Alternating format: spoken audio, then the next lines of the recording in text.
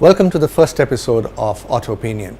It was in September of this year that Union Transport Minister Nitin Gadkari addressed an August gathering of industry leaders at the 57th SIAM Annual Convention in New Delhi.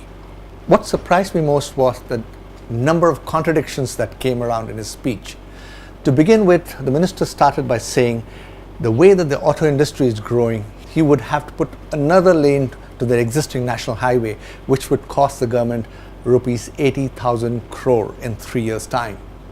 He also went on to say, surprisingly, that he wished the auto industry did not grow so fast. और growth ऐसी रहेगी तो मुझे national highway में एक लेन जोड़नी पड़ेगी 3 साल में, तो उसकी कॉस्ट हमारे लिए 80,000 करोड़ है। पर मैं आपकी ग्रोथ को कम हो ऐसा दिल से चाहता हूं क्योंकि ये इतनी बड़ी ग्रोथ जो है ये देश संभाल नहीं सकेगा। Now, those are very strange words from a minister, especially when he's addressing industry leaders from the automotive industry. Immediately thereafter, he went on to say that he had visited the United States and he met up with a taxi driver there while he was in a ride, and the driver of Indian origin said that he's making around $700 to $800 per day driving taxis. At that point, he was very excited about bringing in an app-based taxi aggregator into India on the lines of Uber and Ola, but very different.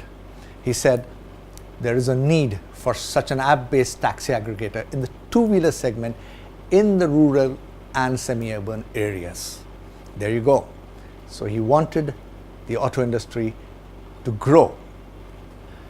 And then he went on to say that the country requires around 22 lakh drivers, and that the government was setting up 2,000 driving institutions in and around the country, especially in semi-urban and rural areas. Quite impressive. And then he had a word of caution for India's growing import bill for fuel and, of course, the increasing pollution in the country.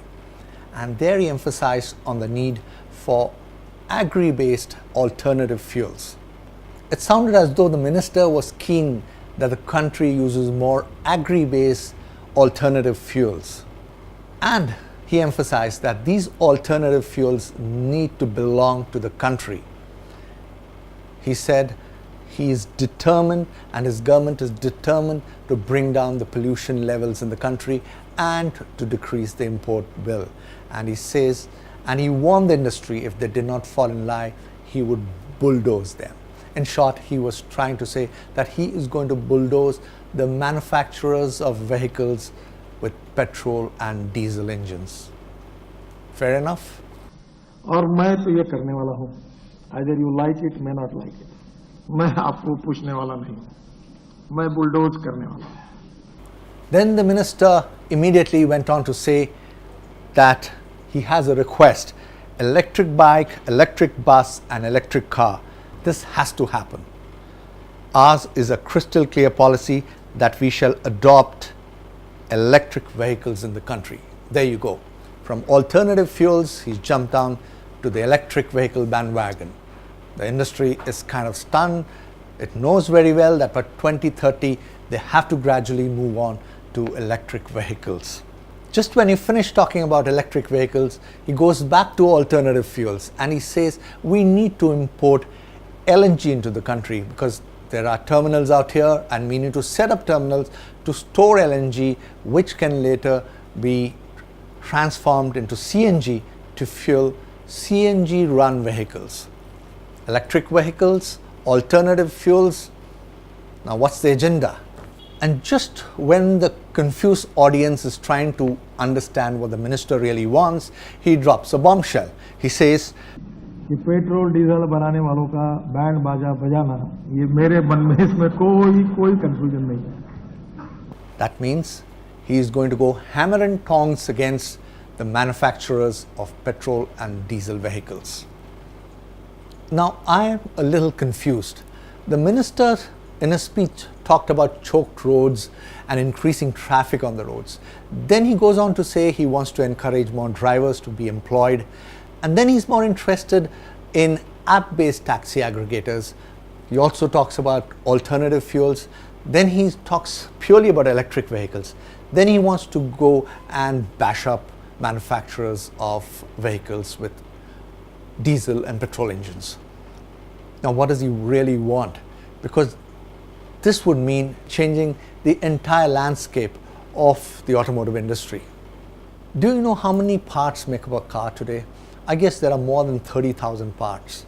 But how many parts make up a complete powertrain? That includes your engine, your transmission, and that could be more than 1,000 parts. Let me read out a few of the parts which get into a powertrain. The engine block, cylinder heads, crankshafts, camshafts, oil pans, valves, starters, bearings, intake manifold, throttle body, fuel injectors, exhausts, distributors, ignition coil.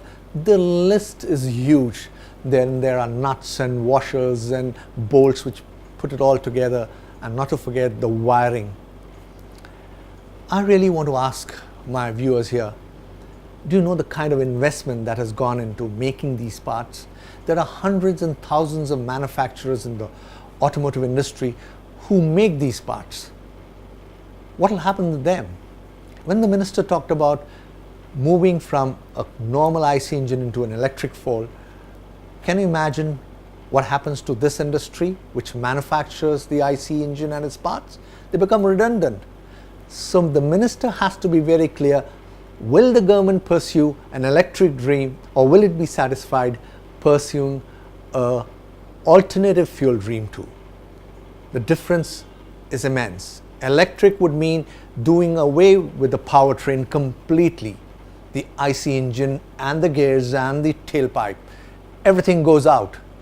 But when it comes to alternative fuels, you can still retain the IC engine. And before I end, let me quote from a newspaper report which appeared recently. This is a Bloomberg report by David Welch, which appeared in the Business Standard newspaper, which said that by the end of 2017, electric car maker Tesla, based in the United States, will have burned through more than $10 billion without having made 10 cents. Yet companies around the world are lining up to compete with them. You can imagine the kind of investments that will have to go into moving from our present stage to an electric vehicle platform. Do let us know your views on this subject, and if you have something to say, do write a few lines in the section below. Till the next time, ciao.